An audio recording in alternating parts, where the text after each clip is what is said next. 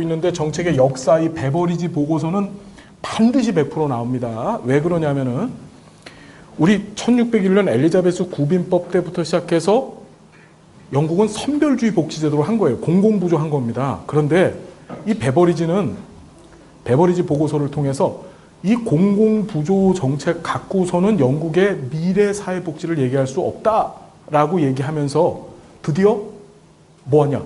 보편적 사회복지를 하겠다고 한 거예요. 그래서 이 베버리지 보고서의 핵심은 뭐냐면 기존의 공공부조 제도를 사회보험 제도로 전환하는 거야. 뭘로요? 사회보험. 사회보험은 아까 공부하셨지만은 공공부조가 아닌 자녀적 선별적이 아닌 보편적 제도죠. 베버리지 보고서의 핵심은 뭐라고? 뭘로 바꾼 거라고요? 사회보험 하자는 거야. 사회보험. 그래서 자 여러분 중요합니다. 이 베버리지 보고서 정리할 때 잘 들으세요. 베버리지는 현재 영국이 안고 있는 문제점을 5대 악이라고 규정했어요. 현재 영국이 경험하고 있는 5가지 문제점이 있어. 5가지 문제점. 5대 악. 그럼 무슨 악?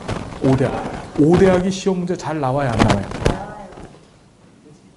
응? 잘 나옵니다. 어떻게 오시냐면은 나뭇결에 불을 확 질러버리는 거예요. 나뭇결 불 질러. 시작. 예. 오지선다형을 내기가 정말 좋기 때문에 시험에 잘 나옵니다. 옛날에는 한 3, 4회 시험까지만 해도 5대 악이 아닌 것은 이렇게 해서 뭐 이상한 걸 집어넣고 시험 문제 나왔었는데 요새는 응답 범주 안에다가 어떻게 그냥 5대 악을 놓고서 이제 전체적으로 묻는 문제가 잘 나와요. 아셔야 되죠? 나뭇결 불 질러. 시작. 나태, 무지, 결핍, 불결, 질병. 러는 럴러야. 예. 다시 나뭇결 불질러. 시작. 예. 이걸 5대 악이라 그랬어요. 5대 악. 우리 박근혜 정부 때 뭐 사회가 척결해야 될 4대 악이라고 막 뭐 그런 얘기 했었잖아요. 다 이런 거 본딴 겁니다. 베버리지 보고서를. 이해되시죠? 다시 5대 악이 뭐라고? 나뭇결 불질러. 자, 이 5대 악을 근절하기 위해서 자, 잘 보십시오. 베버리지는 뭐라고 얘기하냐면은 5가지 악이 있는데 이 악에 이 5가지 영국이 안고 있는 문제점이 있는데 이 중에서 이 결핍에 초점을 둔 거예요. 결핍. 이것이 영어로 완트인데 부족이죠. 부족. 정확히 말하면 소득의 부족이에요. 소득의 부족. 돈이 없는 거야. 사람이 돈이 있으면 학교 가서 무지의 문제도 해결할 수 있고 돈이 있으면 불결이나 질병과 같은 나머지 문제들도 해결할 수 있다고 본 거야. 모든 것을 소득 부족, 즉 결핍의 문제에 초점을 뒀어요. 자, 핵심인데 베버리지 보고서의 핵심은 뭐냐면은 이 소득의 부족 부분을 어떻게 국가가 메워줌으로써 나머지 4가지 악도 저절로 없어진다고 본 거야. 그러니까 다시 베버리지가 나태, 무지, 불결, 질병을 없애려고 한 게 아니고 결핍 문제가 해결이 되면 나머지는 저절로 어떻게 없어진다고 본 거야. 그래서 이 소득 부족 부분을 없애주는 것을 베버리지는 소득 보장이라 그랬어요. 뭐라고? 국가가 소득 보장해줘야 된다. 소득 보장. 그럼 소득 보장은 뭐냐면 개인이 생존하는 데 필요한 기본적인 소득을 국가가 어떻게 보장해 주면 된다. 자, 시험 문제 어떻게 나오냐면 베버리지 보고서의 핵심적 방향은 소득 보장에 있다. 맞아요, 틀려요? 맞아요. 소득 보장은 무슨 문제를 해결하는 거야? 결핍의 문제를 해결하는 거야. 결핍의 문제. 결핍 문제가 해결되면 나머지 뭐 나태나 무지나 불결이나 질병도 다 해결. 소득 보장이 되잖아? 그럼 나태라는 것은 일을 안 한다는 얘기인데 소득 보장이 되면은 일도 할 수 있고 그 다음에 본인의 무지, 학교 가서 뭐 유학 가서 무지 문제도 해결할 수 있는 거고 불결 질병도 다 해결할 수 있다고 본 거야. 그러니까 베버리지 보고서 핵심은 소득 보장에 있는 거야. 소득 보장은 다시 한번 무슨 문제 해결? 5대 악 중에서 결핍 문제 해결.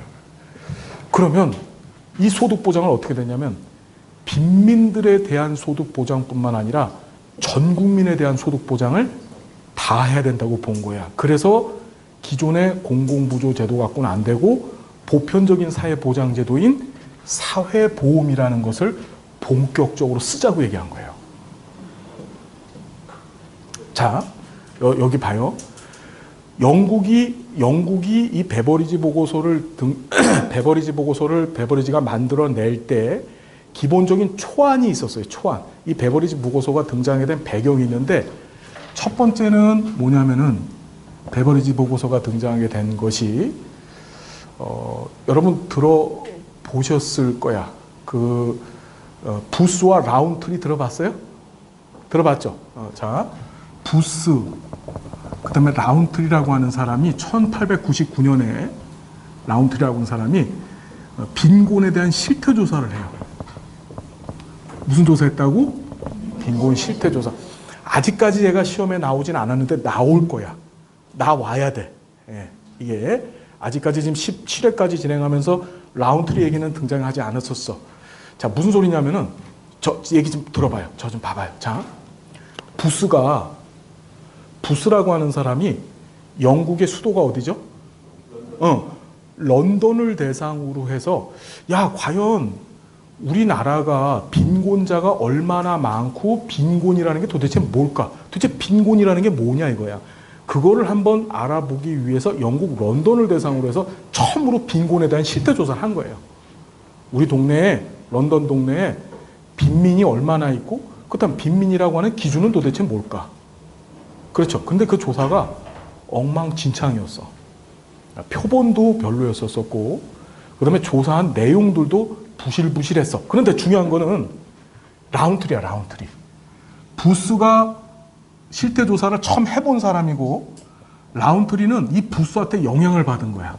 아, 저런 실태 조사 하니까 좋네? 내가 한번 해봐야지. 그래서 이 라운트리가 요크라고 하는 동네, 뭐예요, 여러분? 영국의 두 번째로 큰 도시죠. 미국에서 두 번째로 큰 도시가 뉴욕이야, 뉴욕. 영국엔 요크고, 그죠? 영국에, 아시죠, 여러분? 영국에 요크가 있고, 미국엔 뉴요크가 있고, 영국에 햄프셔가 있고, 뉴욕에는 뉴햄프셔가 있잖아요, 그죠? 영국 식민지 영국인들이 만든 나라잖아요, 그죠? 다 처음 들어봐요? 자, 대화가 안 될 것 같아요. 그래서 요크라고 하는 동네를 대상으로 해서 라운트리가 조사를 해서 이 실태 조사가 진짜 실태 조사야. 그러니까 얘는 영향만 준 거고, 이 요크를 대상으로 한 라운트리의 실태 조사가 진짜 실태 조사인 거야. 여기서 라운트리가 뭘 발견했냐면 빈곤이라는 게 도대체 뭔지를 정의 내렸어. 그래서 1차적 빈곤과 몇 차적 빈곤? 2차적 빈곤으로 빈곤의 종류를 갈랐어요. 자, 1차적 빈곤이라는 건 뭐냐면, 저 좀 봐요. 사람이 살아가기 위해서 필요한 게 뭐지? 의식주예요, 의식주. 그죠? 그러니까, 자, 먹는 거. 그렇죠? 그 다음에 집인데, 집만 있으면 중요한 게 아니라 집에서 따뜻하게 살아야지만 얼어 죽지 않겠죠? 그러니까 연료비가 필요한 거야. 그 다음 피복. 먹는 거, 그 다음에 연료비, 피복. 이해돼요? 옷. 이것을 구입할 수 없는 능력이 없었을 때 그 상태를 뭐라고 했어? 1차적 빈곤이라래. 우리 조금 이따 공부할 건데, 우리나라 국민기초생활보장법에서 생계비의 기준이 이걸로 설계되어져 있어요. 우리나라 국민기초생활보장법 8조인가요? 거기를 보면은 생계비 지급 기준이 나와 있죠. 봅시다. 나온 김에.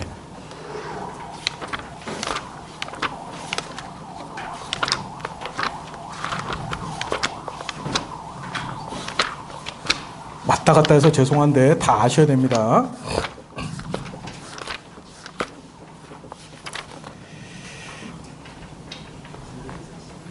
예.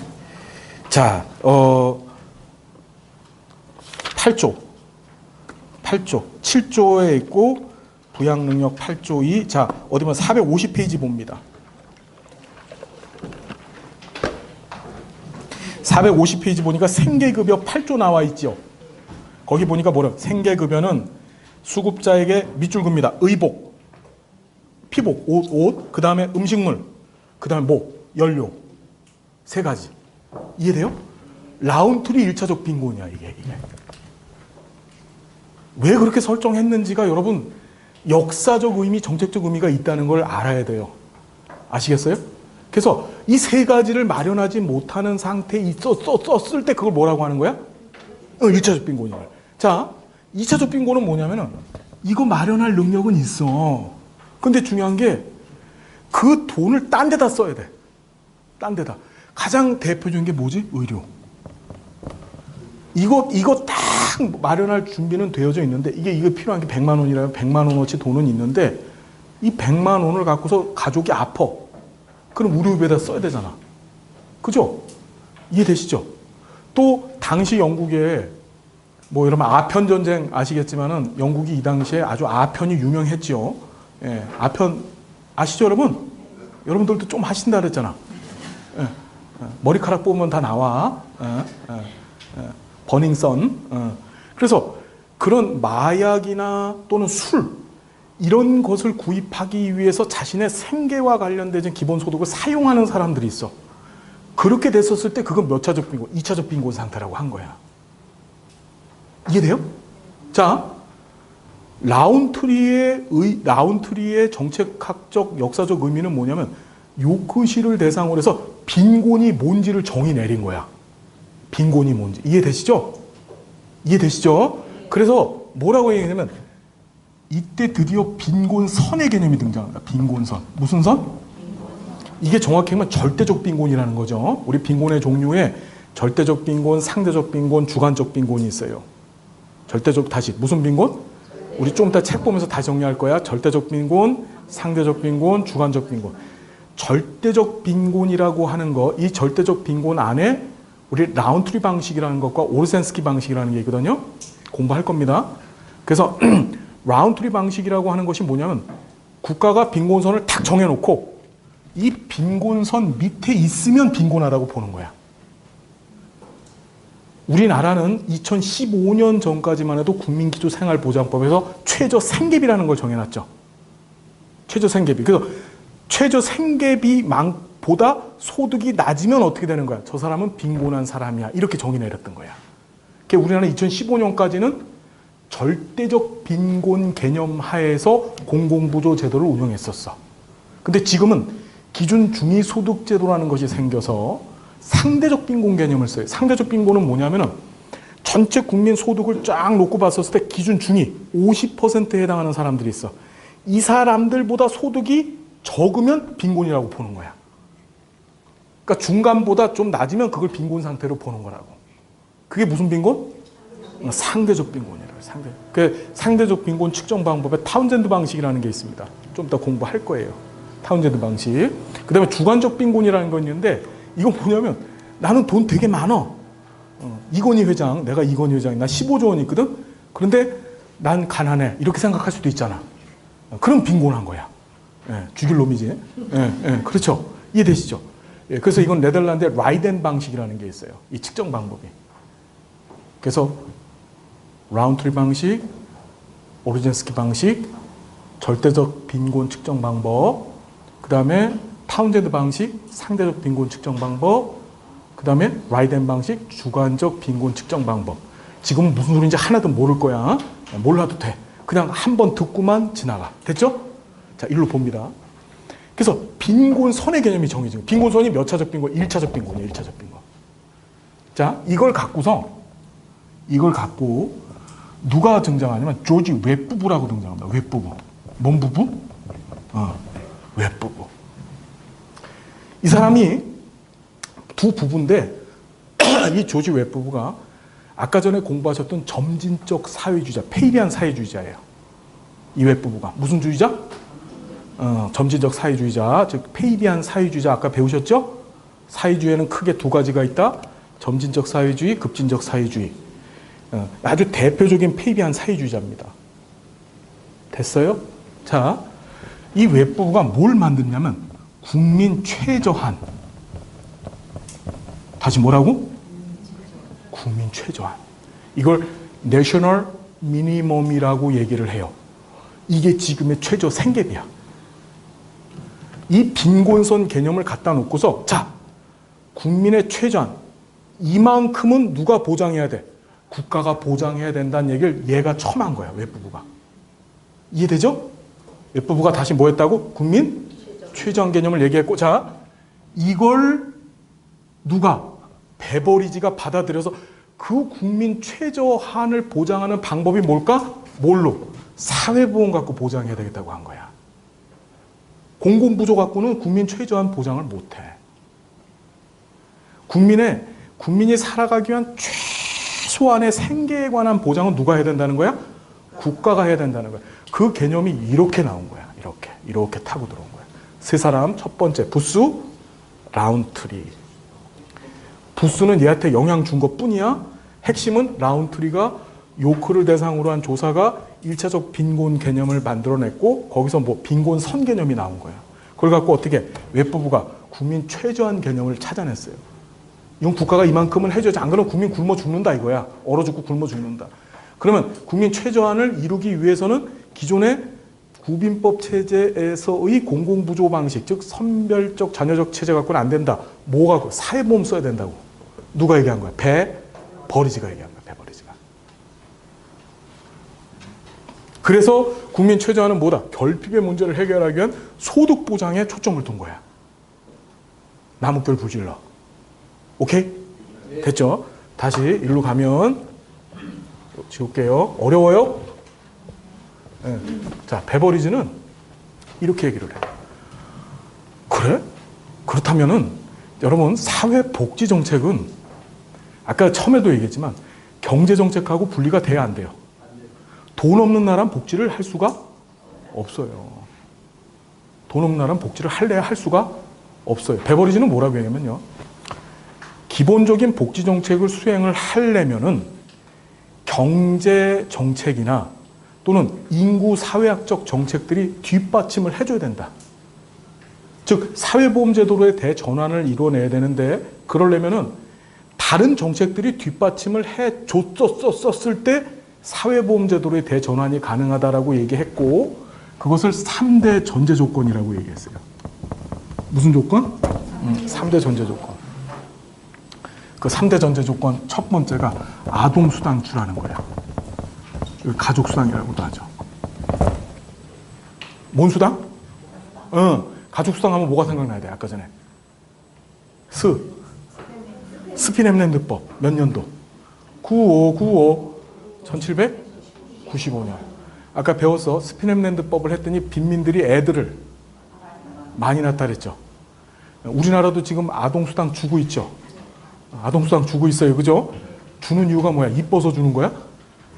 애 많이 낳으라고 주는 거죠.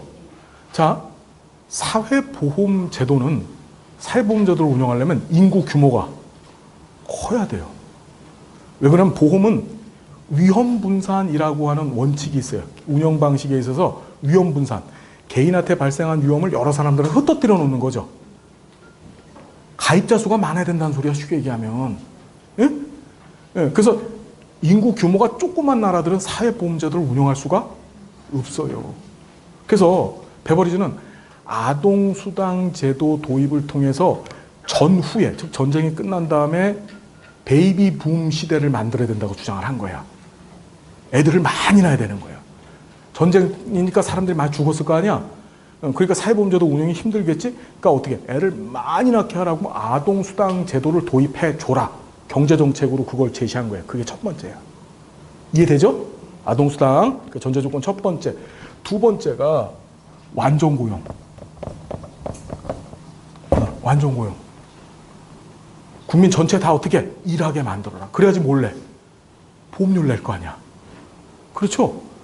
완전 고용해서 사람들 놀고 먹고 하지 말고 전부 다 일을 해서 사회보험제도 운영의 기반이 되어지는 보험료를 납입하게 만들어라. 그래서 완전 고용을 주장합니다. 전제 조건으로. 세 번째가 포괄적 의료 서비스예요. 우리 지난 시간에 포괄성 공부했었었죠? 포괄성이 뭐라 그랬지? 모든 욕구를 다 해결해 줘야 된다. 포괄성. 그러기 위해서 통합성을 해야 된다 그랬죠? 통합성은 뭐야? 나 혼자 못하니까 연계해서 하자. 그게 통합성이었었죠? 기억나요? 자, 포괄적 의료 서비스라는 건 뭐냐면 국민에게 발생한 의료적 문제는 100% 국가가 해결해 줘야 된다는 거야. 왜 그럴까? 자, 생각해봐. 내가 아파. 노동자가 아파서 병원에 들어갔어. 그 순간부터 나는 세금을 못 내는 사람이 돼. 그렇죠. 더불어서 나를 간병하려고 또 한 사람이 붙어야 돼. 얘도 일을 못 해. 그렇죠. 이 의료라고 하는 행위를 국가가 나서갖고서 지고 가는 이유는 사실 거기 있어요. 노동력의 재생산에 있어요. 국가가 네 의료 문제를 빨리 해결해 줄 테니까 너 빨리 건강해져서 빨리 나가서 일을 하라는 거야. 이해되시죠? 그래야지 보험료 낼 거 아니야. 사회보험료를. 그래서 의료 부분만큼은 100% 국가가 책임을 지고 가라. 이렇게 포괄적 의료 서비스. 이 세 가지를 전제 조건으로 제시를 한 거야. 이 세 가지를 해주면 사회보험제도를 통해서 5가지 약 해결할 수 있다고 본 거죠. 자, 3대 전제 조건 뭡니까? 한번 해봅시다. 시작. 아동수당. 시험에 잘 나올까 안 나올까? 잘 나와요. 잘 나와요. 자, 그러면서 6가지 원칙을 제시해요. 이 사회보험제도 운영에 있어서 이 6가지 원칙을 제시하는데 이게 뒤따 중요한 거야. 제일 중요한 게 정액 기여. 두 번째가 정액 급여야. 다시 정액 기여, 정액 급여. 시작. 이거 되게 재밌어. 이거 봐요. 잘 봐. 정액 기여는 뭐냐면은 부자, 가난한 자 상관없이 이 사회보험제도를 운영하는 데 있어서 똑같은 돈 내라는 거야. 우리 일반적으로 부자는 더 많이 내고 가난한 사람은 조금 내야 되잖아. 근데 그게 아니고 부자, 가난한 자 상관없이 똑같은 기여금을 내라는 거야. 자, 왜 그런지는 이제 뒤에 가서 나와요. 두 번째 신기한 게 정액급여야. 정액급여. 정액급여는 부자는 안 받고 가난한 사람은 더 받아야지 정상이죠. 사회보장의 사회복지급여는요. 근데 그게 아니고 부자, 가난한 자 상관없이 똑같은 수준의 급여를 주라는 거야. 이유가 어디 있을까? 베버리지 보고서의 핵심 뭐냐면 국민의 생존권 보장을 위한 1차적 빈곤 해결을 해주면 되는 거잖아. 그죠? 그러면 1차적 빈곤 해결에 필요한 수준만큼 가난한 자, 빈자 똑같이 주는 거야, 그냥. 그러면 국가의 책임은 끝난 거야. 이해되세요? 예를 들어서 한 사람이 살아가는데 한 달에 30만 원이 필요해. 그러면 얘가 부자고 가난한 자건 간에 상관없어. 그냥 똑같이 30만 원씩 주면은 이거 갖고서 너 먹고 살 수 있잖아. 끝! 국가의 책임은. 그래서 정액 기여, 정액 급여를 채택했어요. 기여도 똑같이 하고 부자, 가난한 자 상관없이. 자, 이 베버리지 보고서는 사회보험제도지만 현재 우리나라가 하고 있는 기초연금 제도예요. 기초연금 제도로 보시면 돼요. 여러분, 기초연금 우리 노인들한테 주죠. 65세 이상 된 노인한테 주는 공공부조 제도예요. 기초연금은. 그렇죠. 기초연금 어떻게 줘요? 전체 노인 중에서 70%, 몇 퍼센트? 70% 해당하는 노인이니까 대부분의 노인이 받는 거야. 소득 인정액 기준, 즉 소득 수준으로 70% 밑에 있는 사람들한테 일괄적으로 똑같은 돈 주죠. 그렇죠. 그러면 70% 중에서 69% 있는 사람도 있을 거고 69% 있는 사람도 1% 있는 사람도 있을 거 아니야. 그렇죠. 근데 둘이 받는 돈이 똑같아. 무슨 소리지? 기초연금을 주는 목적이 뭐야, 국가가? 노인들한테 이만큼, 너 한 달에 30만 원을 줬어? 그럼 이거 갖고서 네 생계를 유지할 수 있다라고 보고 그것만 국가가 보장하겠다는 거야. 네가 기여를 안 했어도. 이해되죠? 기초연금의 목적은 그거예요. 노인이 되면은 일을 못하죠? 그러면 실질적인 소득 중단으로 해서 굶어 죽을 수 있잖아. 그거 방지하겠다고 주는 게 기초연금이에요. 그게 공공부조제도야. 그래서 굶어 죽지 않게 해주는 제도로 해서. 그러니까 영국의 이 베버리지 보고서는 실상으로 우리가 알고 있는 사회보험제도하고 많이 틀려요. 국민의 최저 수준에 대한 소득을 보장해 준다는 측면에서 우리나라의 기초연금 비슷한 거라고 보시면 돼. 대신 원천이 즉 재정에 돈을 어디서 끌고 오느냐는 우리나라 기초연금은 세금을 갖고 마련하죠. 조세를 갖고. 근데 얘는 사회보험제도를 통해서 기여금을 갖고 마련했다는 차이가 있는 거야. 그래서 이게 시험에 잘 나오는 거야. 정액 기여, 정액 급여. 다시 한번 뭐라고요? 정액 기여, 정액 급여. 일반 사회보험하고 틀리기 때문에 정액 급여, 정액 기여를 묻는 게 시험에 그래서 잘 나오는 거예요. 됐죠? 예. 그 다음에 뭐가 있어요? 예, 행정통합. 예. 행정통합을 합니다. 그게 뭐죠? 행정통합이라는 게? 영국에 가면 사회보장청이라는 게 하나 있죠. 우리나라처럼 무슨 보건복지부, 행정, 무슨 여성가족부, 별의 부서들이 다 존재하는 게 아니고 하나의 청에서, 사회보장부서 하나에서 복지 업무를 다 봅니다. 그게 맞지. 네, 그게 맞죠. 우리는 너무 비효율적이야. 네, 복지를 안 하는 부서가 없어요. 정부 부처 중에서 복지를 안 하는 부처가 없죠. 다 해, 다. 네. 그러니까 이거는 행정 낭비죠. 그런 낭비를 없애자고 한 게 바로 행정통합이다. 그게 부서의 통합이에요. 부서의 통합. 그 다음에 가입자에 대한 분류를 합니다. 보험 가입자를 분류해요. 6가지로 분류를 하는데, 자, 사람 분류한 사건. 우리 빈자들을 분류한 사건이 2번 나왔죠. 엘리자베스 구빈법에서 노동력 유무에 따라서 있는 자 없는 자, 가지래들, 요보와동 이렇게 3가지로 나눴죠. 그 다음에 COS 자선조직협회도 빈민을 나눈 거야. 어떻게? 도울 가치가 있는 자, 없는 자로 나눴어. 얘는 가입자의 수준, 누가 돈을 내느냐, 보험료 기여금을 내느냐에 따라서 나눠놨는데 어떻게 나눴냐면은 첫 번째 자영자라는 게 사장님 얘기하는 거예요. 사장님. 그 다음에 자영자 밑에서 일하는 직원이 피용자, 당할 피자죠. 이용을 당하는 사람, 그러니까 피용자. 그 다음에 이제 피용자네 집 식구들이 등장해. 노인. 그 다음에 주부, 하우스와이프라고 하죠. 주부. 집에서 일하는 엄마, 응? 그 다음에 아동, 애. 마지막으로 집에서 놀고 먹는 삼촌 있죠. 무직자. 이렇게 6개로 구분했다. 됐어요? 됐어요? 네. 자, 우리 교재를 좀 봅시다.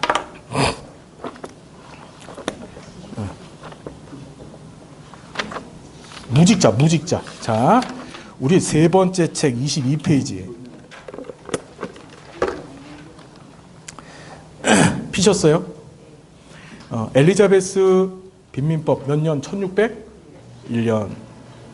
자, 빈민이 많이 늘어났다. 그래서 빈민 통제, 사회 통제 하려고 이거 만들었다. 좋은 뜻에서 만든 거 절대 아니다. 그렇죠? 밑에 보시면은 정부 조치가 나와 있죠?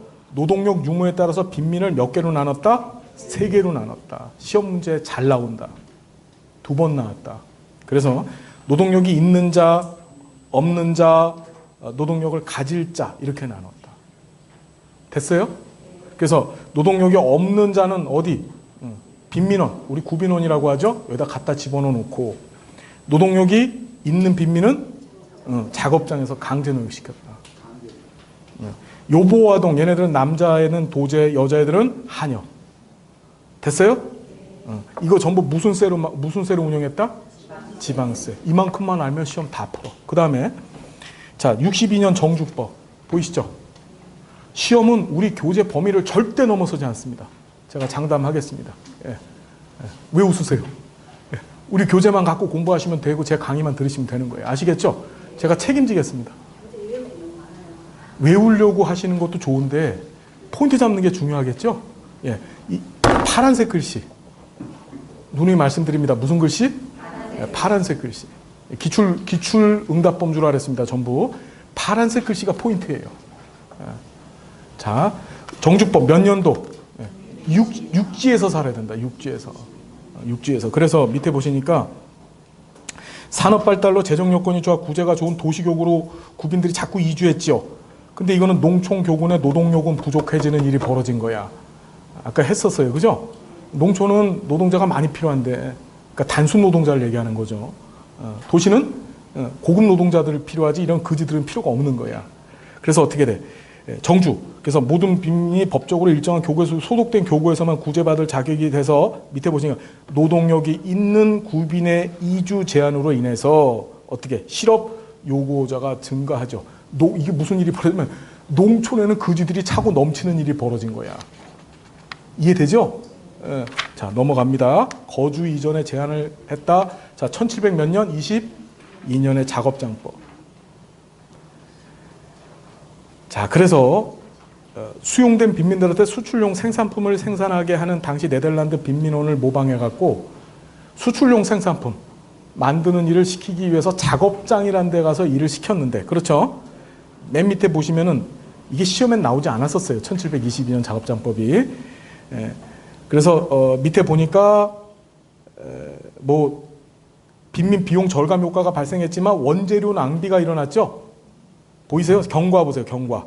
후기에는 작업장 운영에 문제 발생을 해서 원재료 낭비 등으로 오히려 구빈세 부담이 늘어졌고 민간 작업장에서 어떻게 빈민 착취가 일어났다. 두 가지 문제. 그래서 어떻게 오늘날 직업 보도 프로그램에 효시됐다는 거, 이게 핵심이죠.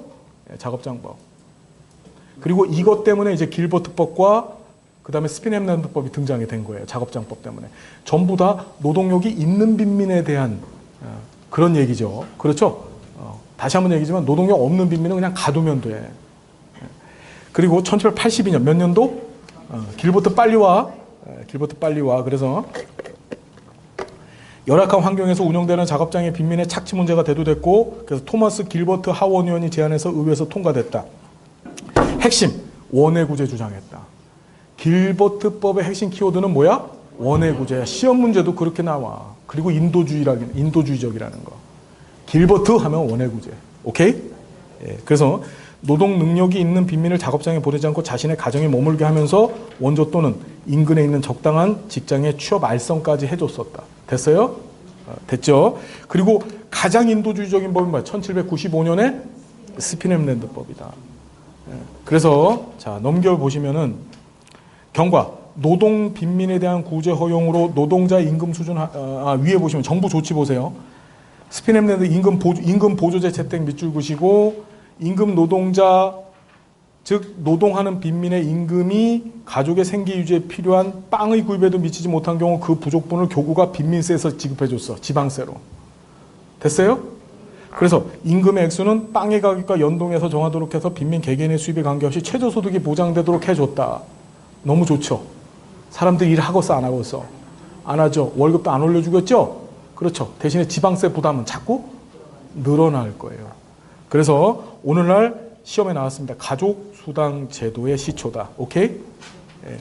공장법이 한번 나왔었는데 이건 틀리라고 나온 문제인데, 자, 작업장법하고 헷갈리면 안 돼. 작업장, 공장 느낌 비슷하죠? 작업장법은 1722년이야. 공장법은 1833년이야. 33은 3 곱하기 3은 뭐죠? 33은 9. 33은 공장이에요? 33은 9입니다. 그죠? 9. 그죠? 9. 그렇죠? 예. 그래서 어떻게 9세 미만 아동을 일을 못하게 한 거야. 그게 최초의 아동복지법. 그래서 보면은 9세 이하 아동의 노동을 전면 금지했다. 이 1833년 아까 말씀드린 것처럼 그 산업혁명이 아주 고도화되면서 사람의 노동의 값어치가 떨어진 거예요. 그럼 어떡하냐면 가족들이 살아야 돼.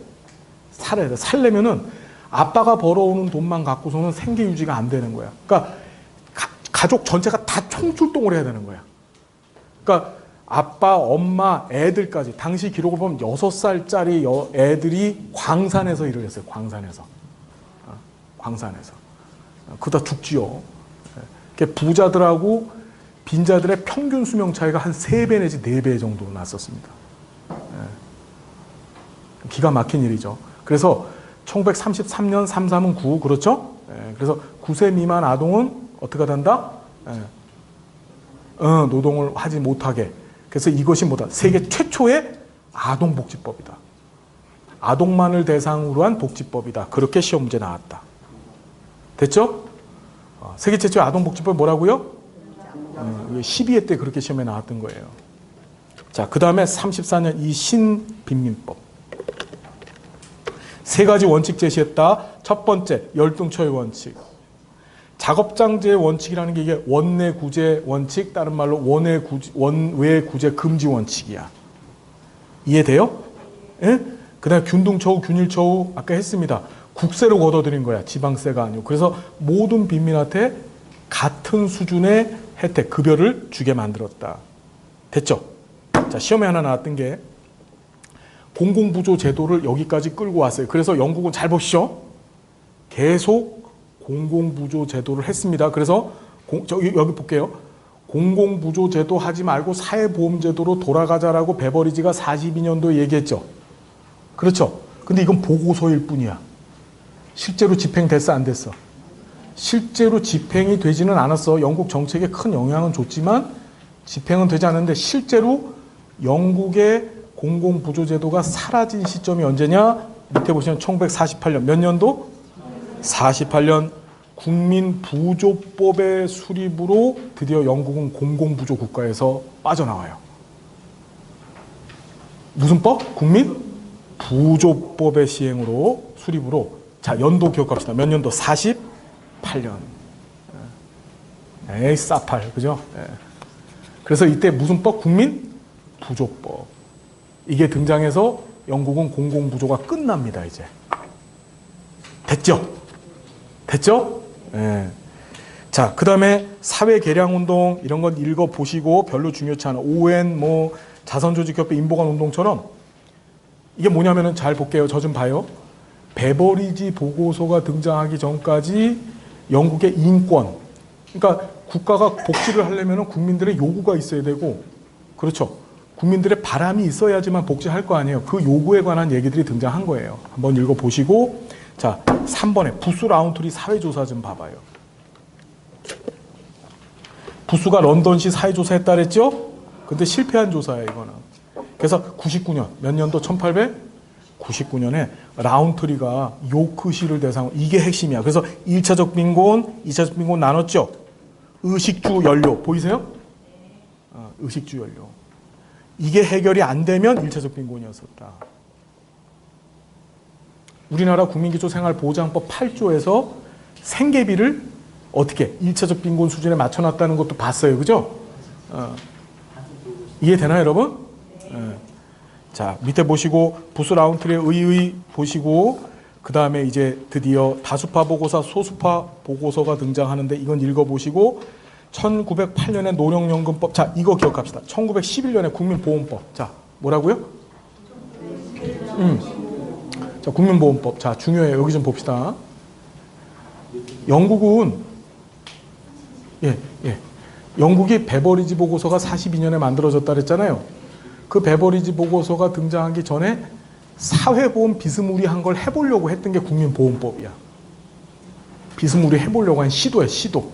그래서 밑에 보시니까 자, 정부 조치 나와 있죠. 자, 핵심은 이거야. 1911년에 국민보험법은 뭘로 구성되어 있느냐? 실업보험과 건강보험으로 구성되어 있다는 게 시험에 2번 나왔어. 국민보험법은 뭐하고 뭘로 구성되어 있다고요? 건강보험, 실업보험.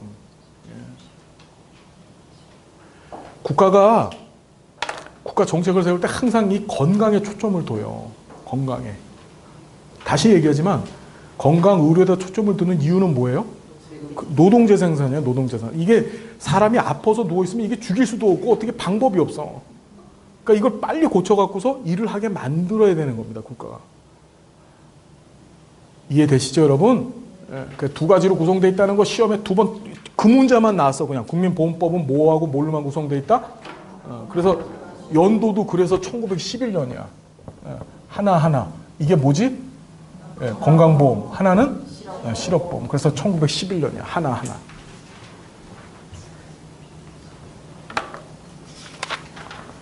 자, 그 다음에 베버리지 보고서가 등장하는 거예요. 보이십니까? 예? 그래서 베버리지 보고서 주요 내용 봅시다. 5대 사회학 등장하죠. 나무결 불질러. 보이십니까?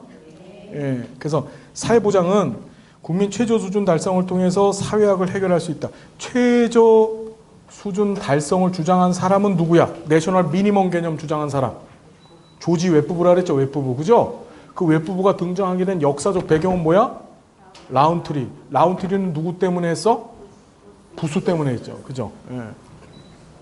그래서 사회보험, 공공부조, 임의보험 이렇게 세 가지 시스템을 갖췄는데 그중에 핵심은 사회보험이야. 사회보장의 가장 중요한 수단, 사회보험을 통해 사회보험을 통한 사회보장의 본질을 자 뭐라고? 소득보장으로 봤어. 뭘로 봤다고요? 소득보장은 5대 사회약종 결핍 제거하는 겁니다. 결핍이 제거되면 나머지 네 가지도 제거될 것이라고 본 거예요. 베버리지는. 이해되시죠? 네. 그 다음에 부속으로 공공부조도 두고 그 다음에 임의보험체제도 두자라고 얘기했지만 핵심은 뭐지? 사회보험이야. 이해됩니까? 자, 사회보장의 3대 전제조건 시험에 여러 번 나왔어. 자, 작년에 베버리지 보고서가 시험에 안 나왔거든요. 17회 때. 올해 나올까 안 나올까? 제가 약속하겠습니다. 올해 반드시 나와. 그래서 3대 전제조건, 완전고용, 포괄적 의료 서비스, 가족수당. 보이시지요? 자, 6가지 원칙. 첫 번째, 포괄성, 급여 적절성. 자, 정액 객출, 정액급여. 정액 객출이 정액 기여야. 이 신기하죠? 그러니까 시험에 잘 나오는 거야. 모든 사람은 소득 수준에 다르다 동일한 액수의 보험료를 부담해야 된다. 이렇게 응답범주에 시험 문제 나왔었어요. 그리고 모든 사람은 소득이 다르다 동일한 수준의 수급을 받아야 된다. 이해되세요? 우리나라 현재 모원제도하고 비슷하다? 기초연금하고 비슷하다. 그렇죠? 네. 행정통일 나왔고 피보험자 6개로 구분했다. 그죠? 예, 사용자, 자영자, 피용자, 그다음 피용자네 집 식구들 가만히 생각해봐. 우리도 제일 나이 먹은 사람, 우리 아버지, 노인, 그렇죠? 그다음 우리 마누라, 죄송합니다, 아내, 예, 우리 아내 주부, 예, 그다음에 우리 애, 아동, 그다음 우리 저 놀고 있는 사람, 부직자. 이렇게 6개로 구분했다. 어렵지 않죠? 예. 자, 그래서 1936년 이거 봅시다. 이 포괄적 의료 서비스를 실행하기 위해서 1946년에 몇 년도에 영국의 대표적인 의료보장 시스템인 NHS가 만들어진 거예요. 내셔널 하스피털 서비스라고 하죠. 국민보건 서비스. 영국 가면요, 병원비가 공짜야. 그걸 넘어서서 병원에 가죠? 그럼 어떤 일이 벌어져? 우리 병원 오셨습니까? 수고하셨습니다. 교통비를 줘요. 그리고 영국에는요, 지방흡입술. 여러분들도 다 받고 싶어 하죠? 예, 지금 눈에 띄는 사람들이 몇 명 있어요. 이거 도저히 가려지지 않는, 가슴이 뜨끔하세요? 괜찮습니다. 괜찮습니다. 한 10kg만 빼시면 될 것 같아요. 자,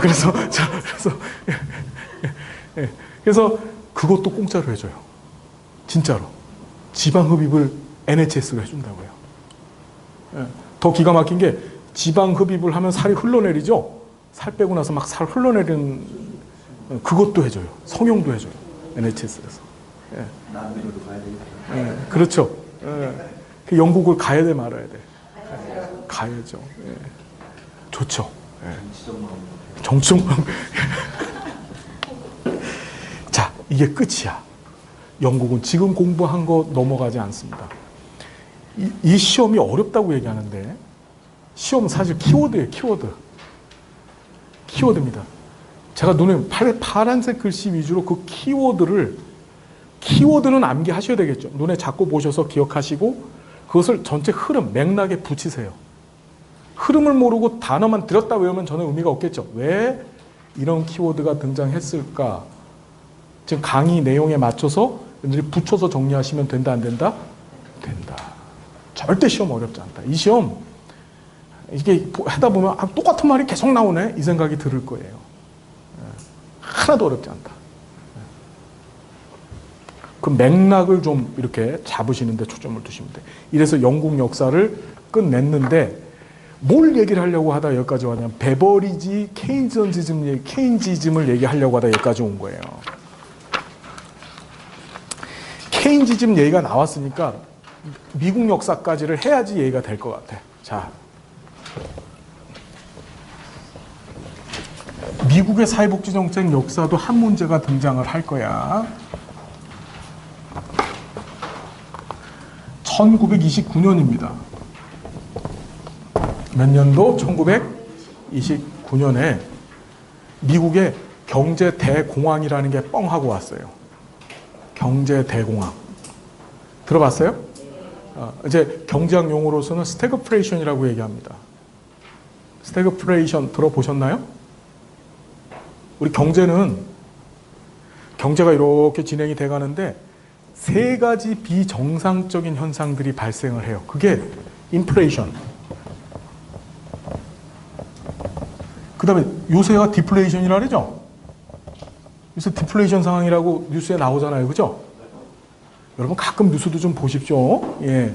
뉴스도 좀 보고 청문회도 좀 보고 예, 그러셔야 돼요, 여러분. 예. 예, 맨날 유튜브만 보지 마시고. 예? 예. 자, 그 다음에 이제 스태그플레이션이에요. 인플레이션이라는 게 뭐죠? 인플레이션. 인플레이트라는 말이 풍선에다 바람을 휙휙 집어넣고 풍선이 막 터지려고 하는 거야. 경기 과열이에요. 이게 쉽게 얘기하면. 이 인플레이션이라는 것은 물가가 치어 올라가요. 물가가 올라갑니다. 그죠? 물가가 오르는 현상이 인플레이션이야. 그럼 물가가 올라가면 실업률은 어떻게 될까? 물가가 올라가면 실업은 어떻게 돼요? 실업은 떨어지죠? 물가가 올라가잖아. 그러면 기업들이 생산을 더 많이 할까 안 할까? 저기 삼성에서 반도체가 잘 팔리니까 어떻게 돼? 더 많은 사람들을 고용해서 회사를 굴릴 거 아니야. 그러니까 실업률이 떨어지는 거야. 물가가 오르면 실업률은 반사적으로 떨어져요. 그래서 국가는 실업률을 억제하기 위해서 적정 수준의 물가 상승률을 갖고 있어야 돼. 이해되죠? 자, 근데 디플레이션이란 건 뭐냐? 거꾸로 물가가 떨어지는 거예요. 지금 8월 달 우리나라 그 통계청에서 나온 경제 동향의 물가 상승률 0%라고 나왔잖아요. 그래서 텔레비전에 나오죠. 본격적인 디플레이션 상황에 들어왔다. 여러분 뉴스도 이렇게 시간이 나실 때 좀 보시면서 아 저게 무슨 소리일까라는 걸 좀 생각을 하셔야 돼요. 아시겠죠? 디플레이션은 물가가 떨어지는 거야. 와, 신기해. 물가가 떨어질 수도 있어. 그럼 물가가 떨어지면 실업률은 어떻게 될까? 지금 우리나라가 지금 이렇잖아. 물가가 떨어지니까 기업들이 안 해버려요. 장사 안 해버립니다. 물가 떨어지니까 더 이상 생산을 안 하고 회사 규모를 자꾸 줄이죠. 그러니까 실업자가 늘어나는 거야. 그게 디플레이션 상황이야. 이해되죠? 스태그플레이션은 뭐지? 이건 끔찍한 거지. 이걸 이코노믹 캔슬이라고 했는데 경제암이야. 암. 그러니까 물가가 뛰면서 실업률이 같이 뛰어. 우리나라 1997년에 IMF 사태, 국가 경제 위기라는 걸 겪었어요. 실례지만 몇 년생이세요? 쌍팔년도생이세요? 쌍팔년도생이시구나. 예. 여러분 우리 사회복지를 공부하시는 분들은 저렇게 쌍팔년도다 그러면 뭐가 생각나야 돼? 아, 국민연금제도 시행하네? 이렇게 생각하죠. 아시겠죠? 이렇게 나와야 돼. 아시겠죠? 예. 우리 제일 어리게 보이는, 우리 몇 년생? 95년생? 95. 그럼 어떻게? 아, 우리나라 사회보장기본법이 만들어지네? 이렇게 딱 생각해요. 알았죠? 95년생이에요? 그럼 IMF 사태 터지고 나서 그때 3살이었구나. 기억나요, 그때? 예. 그때 기억 안 나지. 예. 그래서 이때 무슨 일이 벌어지냐면 아침에 눈 뜨니까 기름값이 하루에 100원, 200원씩 올라가 있는 거야, 계속. 여러분들 기억나실 거야. 물가는 뛰는데 기업들이 어떻게 다 잘라버리죠? 해고자들, 퇴직자들은 막 쏟아져 나와. 어떤 일이 벌어지겠어? 죽어야 돼, 그때는. 왜냐하면 물가는 높은데 살아가기 위해서 필요한 생필품을 구입하는 물가는 높은데 실업자가 되니까 주머니에 아무것도 없어. 그럼 굶어 죽는 수밖에 없지. 가장 끔찍한 거예요, 이게. 우리나라는 1997년 12월에 IMF 구제금융을 받았어요. 그래서 본격적으로 98년도서부터 IMF 체제에 들어가죠. 한 번 겪었고 2008년도에 미국에서 리먼 사태라는 게 터졌어요. 리먼 사태 아시죠? 모르지. 하여튼 그런 게 또 그래서 그때 한 번 또 겪었어. 그렇죠? 몇 년 만에? 10년 만에. 그러니까 2018년이 예. 또 겪을 때야. 이게 10년 주기설이라는 거예요, 이게. 예. 우리나라 지금 10년 주기설 안에 묶여서 2018년이 그래서 지금 끔찍한 거예요. 2018년, 19년이 지금. 예. 그런 거 모르죠? 괜찮아요. 예. 시험에 안 나오니까 괜찮은 거야. 예. 하여튼 가장 끔찍한 게 스태그플레이션인데 이걸 29년에 미국이 경험을 합니다. 미국이 경험을 해요. 스태그플레이션이 터졌어요. 자, 1917년에 1차 세계대전이 끝나요. 끝나고 나서 미국은 세계의 생산 공장이 돼요. 왜냐하면 유럽 주도의, 특히 영국이나 프랑스와 같은 유럽 주도의 경제 시스템이 전부 미국으로 왔어. 왜? 그 영국, 프랑스는 전쟁 때문에 다 쑥대밭이 됐단 말이야. 그 전쟁 물자 대중세계 전부 뭐예요? 미국이죠. 그렇죠.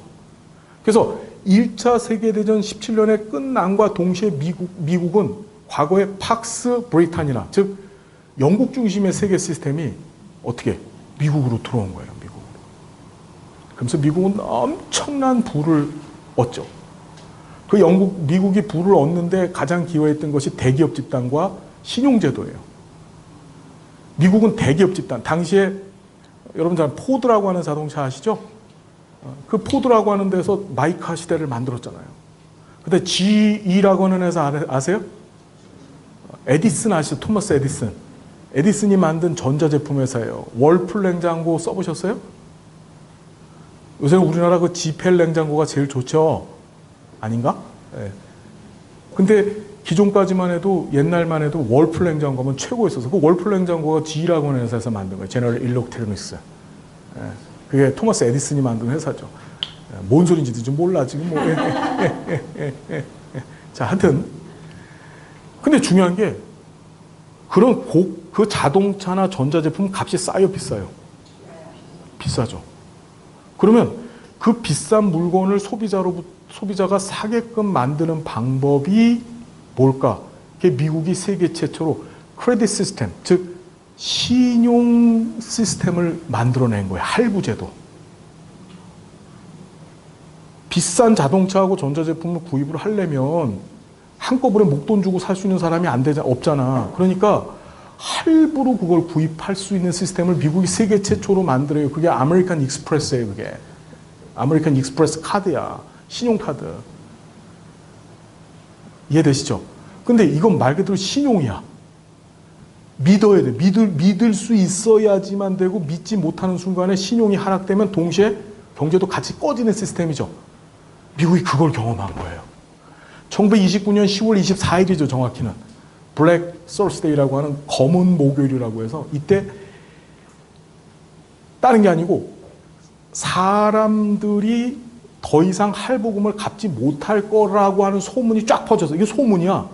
주식시장에 터지면서 기업들이 줄도산을 한 거예요. 그 소문 하나 때문에. 소문으로. 그러면서 미국은 급격하게 경제 위기를 경험하는데 그게 미국판 스태그플레이션, 바로 1929년 경제 대공황이에요. 이 전까지만 해도 미국 사람들의 인식은 뭐냐면 국가는 시장 안에 개입하면 돼, 안 돼? 안 된다고 봤어. 자유주의야, 자유주의. 그 자유주의의 시발점은 애담 스미스의 국부론에서 시작되죠. 그렇죠. 애담 스미스가 국부론이라는 거 얘기한 거 아세요? 애담 스미스가 애담 스미스가 영국의 경제학자인데 이 사람이 국부론이라는 거 얘기합니다. 이 국부론의 핵심은 뭐지? How to be wealth nation. 부자가 나라가 되는 방법이야. 부자 나라가 되기 위해서는 어떻게 되냐면 국가는 시장 안에 개입하면 돼, 안 돼? 개입하지 말아야 돼. 왜냐하면 시장 안에 invisible hand, 보이지 않는 손 들어봤죠? 이 보이지 않는 손이 공급과 수요의 적정 수준을 스스로 만들어내서 여기서 가격 결정을 한다는 거야. 그러니까 국가가 강제적으로나 또는 인위적으로 시장 안에 개입하지 말고 가만히 내비뒀었을 때 국가는 부자가 된다고 보는 거야. 그래서 이때 국가론을 야경국가라래. 야경국가가 뭐죠? 밤야자의 경찰 할 때 경이에요. 그러니까 밤에 경찰만 하는 거야. 국가의 역할은 두 가지. 국방과 치안만 하면 돼. 뭐하고 뭐만 하라고요? 국방. 외적이 들어와서 우리나라의 경제 시스템 망가뜨리는 거 막아야 돼. 국방. 치안은 우리나라 내에서 내서 도둑놈들, 사기꾼들만 막으면 돼. 그럼 이 안에서 자유롭게 경제가 돌아가고 보이지 않는 손에 의해서 돌아가서 뭐가 된다? 부자가 된다고 보는 게 야경 국가론이야. 미국은 애덤 스미스의 이 야경 국가론을 아주 직접적으로 받은 나라예요. 그래서 야경 국가론 하에서 정부가 운영이 되어졌었어요. 이해되시죠? 예. 네. 그런데 국가 개입하지 말라고 했는데 국가 개입 안 했었는데 이런 대공황이 뻥 터진 거야. 이해되죠? 이 문제를 어떻게 해결할까요? 드디어 뭐냐면 국가가 시장 경제 안에 개입하자. 그게 케인지즘이야. 케인즈주의죠. 영국의 경제학자였었던 케인즈라고 하는 사람 있죠? 이 케인즈라고 하는 사람이 등장해서 그 유명한 수정자본주의라는 걸 만들어요. 무슨 주의? 수정자본주의는 뭐냐면 그냥 자본주의는 국가가 시장 안에 개입하면 안 되죠. 안 되는데 실용주의적인 관점에서 즉 쓸모 있게끔 만들겠다라고 하는 의도하에서 국가의 시장 개입을 부분적으로 인정하자는 거야. 국가가 시장 안에 개입해도 된다는 게 뭐라고? 수정자본주의야. 다시 국가가 시장 안에 개입해도 된다. 이것을 이제 뒤에 가서 우리 또 공부할 건데 조지하고 윌딩이라고 하는 사람은 이걸 소극적 집합주의라 그랬어. 자, 수정자본주의 다른 말 뭐라고? 집합주의.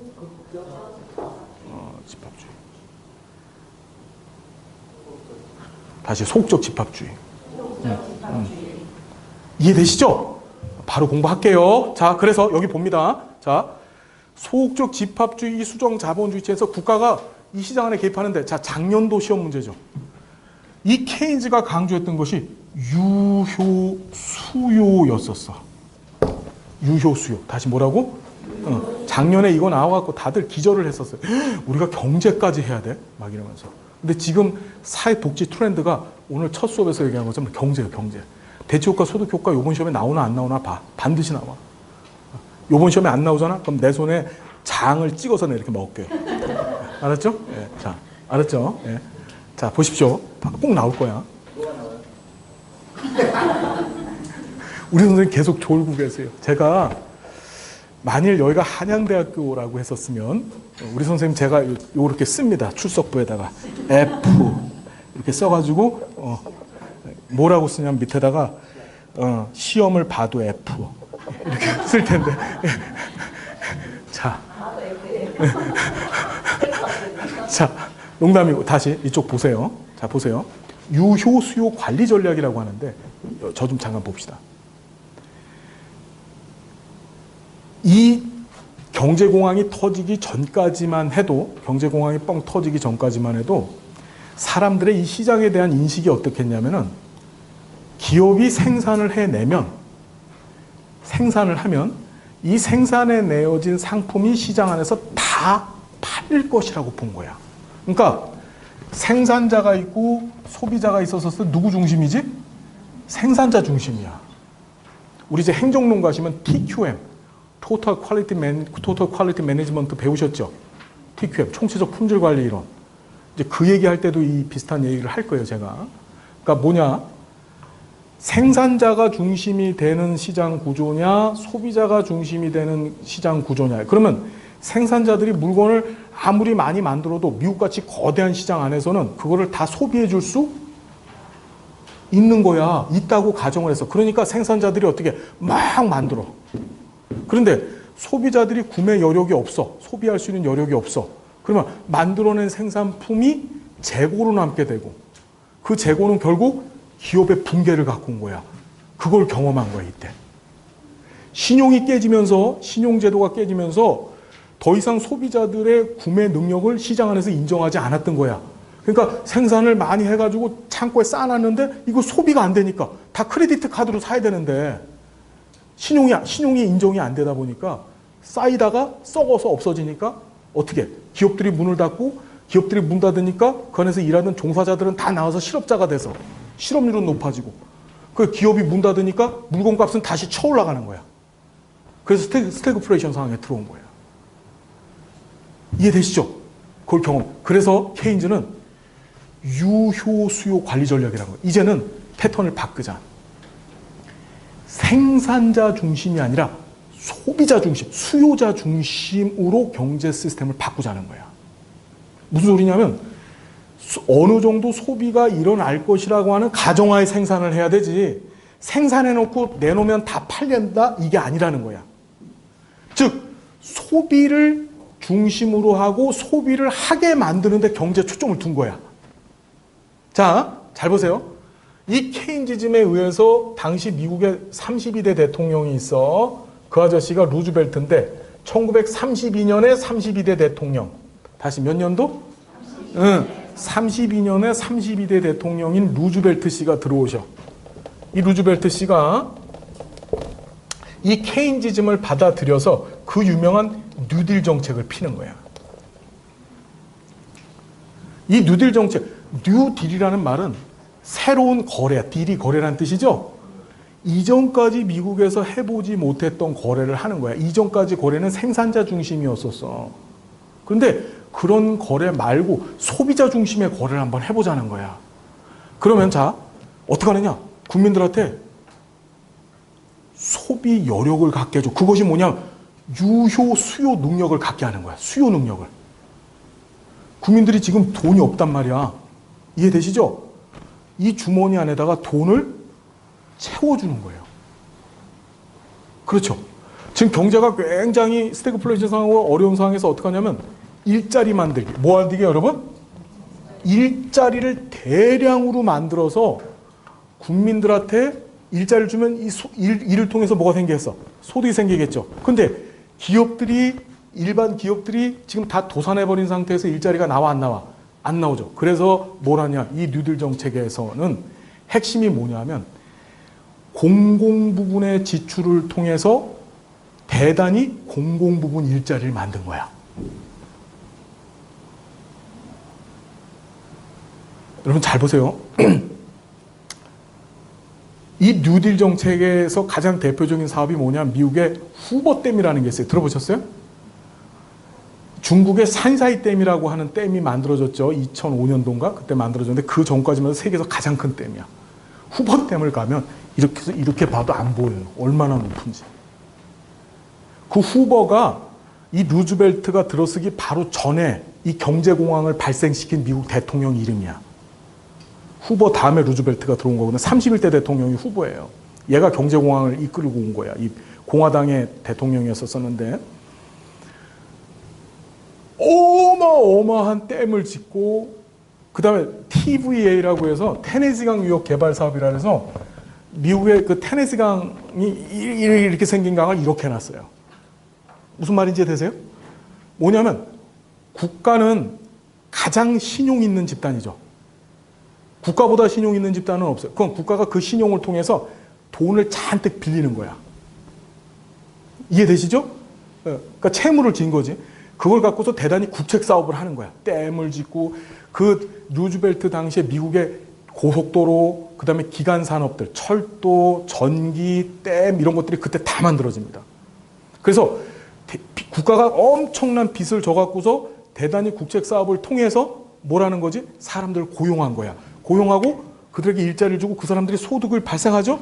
소득 발생하죠. 그러면 소득이 발생하면 이걸 갖고 소비를 할 거 아니야. 소비할 때는 뭐가 붙어? 반드시 소비세, 우리나라 부가가치세가 붙죠? 그것이 다시 어디로 들어가? 국가로 들어가는 거죠. 경기가 안 좋을 때는 국가가 재정 지출을 많이 할 수밖에 없는 거죠. 우리나라도 그렇잖아요, 지금. 국가가 예산을 자꾸 증액을 시키는 것이 경기가 안 좋을 때는 예산 증액을 해서 국가가 돈을 쓸 수밖에 없는 거예요. 그걸 갖고서 무슨 세금 벌어지 막 욕을 하는데 방법이 없는 겁니다. 국가가 지출할 수밖에 없는 거예요. 이해되시죠? 그걸 욕하시면 안 되고 이렇게 해야 되는 게 정상적인 거예요. 지금 정부 정책이. 그러니까 경기가 안 좋을수록 국가 예산은 커지는 거예요. 빚을 지는 거예요, 일부러. 이해되죠? 국가에서 국채를 막 발행하는 거죠. 자, 그래서 유효 수요 관리 정책, 즉 국민한테 돈을 줘서 수요를 증폭시키는 거예요. 당시에 어떤 구호가 있었냐면 dig and one more dig. 디그라는 게 땅을 파다거든요. 뭐냐면은 노동자 데리고 와서 야, 너 오늘 여기 땅 파. 그럼 땅 이렇게 팝니다. 파잖아요? 그럼 이제 그 다음날 다시 오라 그래. 그래서 땅을 메워요, 이렇게. 땅 파는데 돈 주고 다시 땅 메우는데 돈 주는 거야. 이해되죠? 그 일자리를 그렇게 만들어낸 거야. 성공했어요? 안 성공해요? 대성공을 하죠. 뉴딜 정책은 성공했어요. 그래서 미국은 스태그플레이션에서 벗어났어요. 근데 중요한 것이 있어. 이 스태그플레이션에서 벗어난 거는 좋은데 이거는 순수하게 일을 하는 사람들한테는 좋았죠. 일을 하는 사람들한테는 소득이 발생하는데 일을 할 수 없는 사람들이 있어. 가장 대표적인 게 노인, 장애인. 그렇죠. 그 다음에 일을 하다가 중간에 일을 못하게 된 사람들, 실업자들 있죠. 얘네들은 도와줘야 될 거 아니에요, 얘네들은. 그래서 1935년, 여러분, 정말 미안한데 사회복사 1급 시험에서 연도를 대놓고서 시험 문제 나온 게 이 하나예요. 이때 사회보장법이 만들어집니다. 반드시 기억해야 돼요. 1900 몇 년도? 자, 이게 왜 연도를 묻는 문제가 나왔냐면은 소셜 세큐리티, 즉 세계 최초로 사회보장이라고 하는 용어를 쓴 게 몇 년도? 1935년도예요. 1935년도 미국의 무슨 법? 소셜 세큐리티 액트라고 하는 사회보장법이 만들어져요. 다시 몇 년도? 1900? 미국은 사회보장의 국가야. 사회보장의 국가. 사회보험의 국가는 독일이고. 예. 자, 그래서 여기 볼게요. 미국의 사회보장법의 핵심은 뭐냐면 뉴딜 정책의 소외자들이 있어. 그게 누구야? 아까 얘기했듯이 노인, 장애인, 실업자. 그렇죠? 이 사람들은 아무리 뉴딜 정책을 통해서 일자리를 만들어준다고 해도 어떻게 일을 할 수가 없는 사람들이죠. 얘네들은 살려줘야 되는 거야. 그래서 우리 교재를 보니까 노령연금, 실업보험, 공공부조. 다시 뭐라고요? 노령연금, 실업보험, 공공부조. 이게 사회보장법의 구성이야. 노인들 살려줘야 돼. 실업자들 살려줘야 돼. 공공부조는 장애인 같은 사람들 있잖아요. 예? 이런 사람들은 살려줘야 돼. 그래서 미국의 1935년 사회보장법은 뭘로 구성되어 있다? 세 가지. 시작. 노령연금은 누가 관리했다? 사회보험제도는 국가가 관리하게 돼 있어요. 어느 제도인지 안에. 연금은 국가, 즉 연방정부가 관리했고. 됐어요? 미국은 연방정부하고 주정부가 있는 거 아시죠? 예? 예. 아시죠? 주정부가 우리나라의 지방자치단체라고 보시면 돼. 그 다음에 실업보험하고 공공부조는 주정부하고 주정부가 운영 연방정부가 재정보조 담당을 했다는 거 시험에 나왔다 안 나왔다? 나왔다. 최초로 사회보장이라는 용어를 공식화 입법화시켰다. 사회복지에 대한 연방정부의 책임 확대. 즉 연방정부는 국가야, 국가. 주정부는 지방이고, 그죠? 지자체. 국가의 책임을 강화시켰던 것이 바로 이 법이다. 이게 시험에 이렇게 나왔다. 즉 국가가 시장 안에 개입했어, 안 했어? 개입한 거예요. 그래서 미국의 사회보장법이 등장하게 된 배경은 뉴딜 정책의 소외자들, 그렇죠? 그 사람들, 노인, 장애인, 노인을 대상으로 한 노령연금, 장애인을 대상으로 한 공공부조, 그리고 실업자들을 대상으로 한 실업보험, 그렇죠? 세 가지로 구성되어 있다. 노령연금, 실업보험, 공공부조 반드시 기억하셔야 된다. 됐죠? 됐나요? 네. 예. 정리됐죠? 예. 예. 우리 과 대표님, 왜? 예.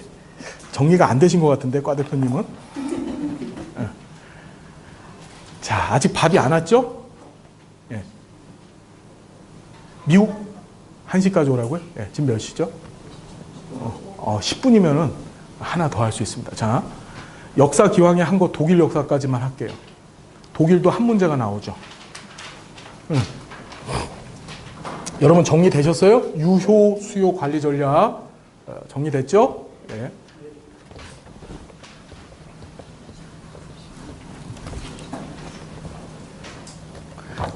여기 봅니다. 독일이에요, 독일. 1800년대 후반, 그러니까 19세기죠. 저 좀 보세요. 예. 이때 독일에는요, 세 개의 계층이 있었어요. 계층 사회야, 독일은.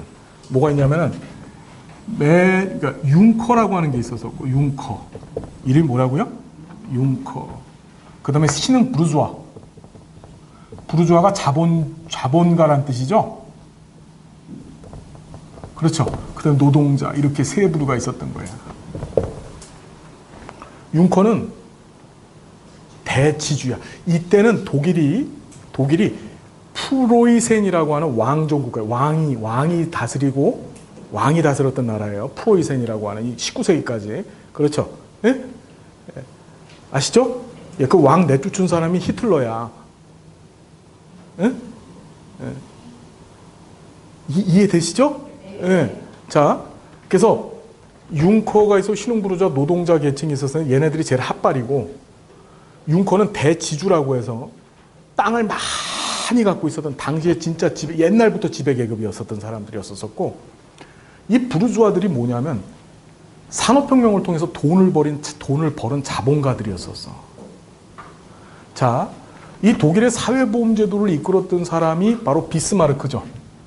뭐라고 여러분? 철혈재상이라고 하는데, 참 무서운 사람이죠, 이 사람은. 이 비스마르크는 융커 출신이에요. 대지주의 아들입니다. 근데 이제 당시에 독일에 어떤 일이 벌어졌냐면은 요 신흥 부르주아들, 이 돈 많이 번 자본가들이 돈을 많이 벌어가지고 이거 갖고 정치를 하려는 거야. 경제인들이 정치를 하면 돼요, 안 돼요? 우리나라는 그걸 경험했어요, 이명박 씨 때. 그렇죠. 경제인은 경제만 해야 돼. 정치는 거짓말 잘하고 사문서 위조하고 이러는 사람들이, 공문서 이런 사람들이 정치해야 되는 거예요. 그죠?